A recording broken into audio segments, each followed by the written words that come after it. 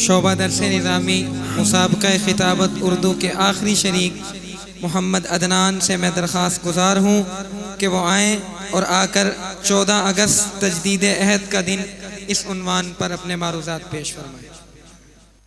الحمد للہ وکفی وسلام علی عبادہ الذین اصطفی۔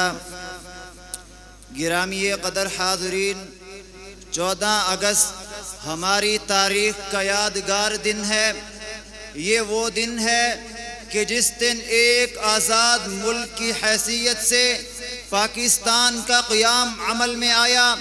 شاید نئی نسل کو معلوم نہ ہو اس آزادی کے لیے مسلمانان ہند نے کتنی قربانیاں دی تھی، کتنے علماء کو شہید کیا گیا، کتنے علماء کو جیلوں میں ڈالا گیا، کتنے اہل حق کو وطن سے جلا وطن کیا گیا، کتنے شوہروں کے سامنے ان کی بیویوں کی عفت و عصمت کی دھجیاں اڑا دی گئی۔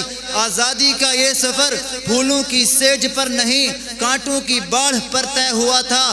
آزادی کے حصول کے لیے ہمارے بزرگوں کو خون اور آگ کے دریا سے گزرنا پڑا تھا، مگر سچی بات تو یہ ہے ہم نے آزادی کی نعمت کی کوئی قدر نہیں کی۔ ویسے تو ہم بڑے جوش و جذبے کے ساتھ گولڈن جوبلی بھی منا چکے ہیں۔ ہر سال 14 اگست پر پورے ملک کو جھنڈوں اور جھنڈیوں سے بھی سجاتے ہیں، سرکاری عمارتوں کو سرکاری پیسوں سے چراغاں بھی کرتے ہیں، جلسے جلوس بھی ہوتے ہیں، مگر جب ہم آزادی کے 76 برس پر بڑی سنجیدگی سے نظر ڈالتے ہیں تو ہم کامیابی کی خوشی کم اور ناکامیوں کا غم زیادہ محسوس کرتے ہیں۔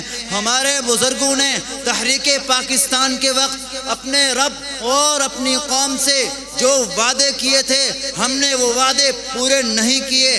ہم نے من حیث القوم اپنے رب سے یہ عہد کیا تھا اس پاک سرزمین میں اسلامی قانون نافذ کریں گے، یہاں سماجی مساوات ہوگی، یہاں معاشی عدل ہوگا، یہاں انسانی حقوق کا تحفظ کیا جائے گا، یہاں ظلم اور استحصال کا ہر صورت خاتمہ کر دیا جائے گا۔ ہم نے نعرہ لگایا تھا پاکستان کا مطلب کیا، لا الہ الا اللہ۔ ہم نے اعلان کیا تھا ہم کشکول گدائی توڑ ڈالیں گے، اللہ کے سوا کسی کے سامنے ہاتھ نہ پھیلائیں گے۔ ہم نے عہد کیا تھا ہم ایک آزاد خود مختار قوم کی حیثیت سے اپنا ملک چلائیں گے، لیکن سینے پر ہاتھ رکھ کر بتائیے ان میں سے کون سا وعدہ ہے جو ہم نے پورا کیا؟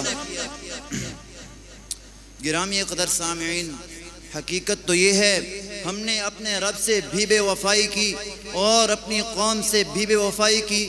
کیا یہ حقیقت نہیں 76 سال گزرنے کے باوجود پاکستان میں اسلامی قانون نافذ نہ ہو سکا؟ کیا یہ حقیقت نہیں ہمارے ہاں معاشی لوٹ کھسوٹ کا دورہ ہے؟ کیا یہ حقیقت نہیں ہمارے ہاں شریفوں کو دبایا گیا ہے اور رذیلوں کو اونچی اونچی مسندوں پر بٹھایا گیا ہے؟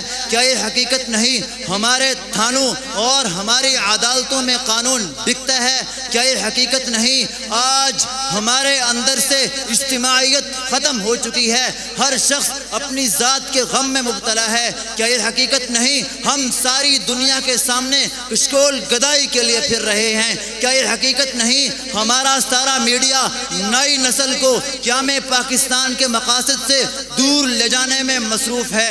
آؤ اللہ کے بندو، ہم آج کے دن پر یہ عہد کریں ہم ملک عزیز کو اسلام کی اعلیٰ اقدار کا گہوارہ بنا کر دم لیں گے۔ ہم نہ خود کسی سے بدعنوانی میں ملوث ہوں گے اور نہ کسی کو بدعنوانی میں ملوث ہونے دیں گے۔ ہم اس ملک کو لٹیروں، ڈاکوں اور دین دشمنوں سے پاک کیے بغیر سکون کا سانس نہ لیں گے۔